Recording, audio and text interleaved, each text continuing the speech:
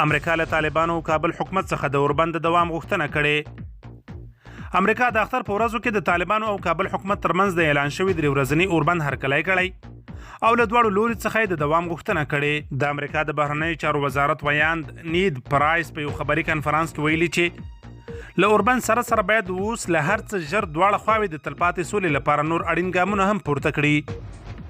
نوموړي همداراز ویلي چې طالبانو او حکومتي مشرانو ته پکار ده چې اوربند وغځوي او د سولې په دې روان بهیر کې جدي اقدامات ترسره کړي څو روانه جګړه د تل لپاره ختمه شي. پرایس پر دواړو خواو غږ کړی چې د ولس پر وړاندې خپل مسؤلیت ترسره او د جګړې په پای سره د افغانانو ته له تاوتریخوالي لرې د سوکاله ژوند زمینه برابره کړي.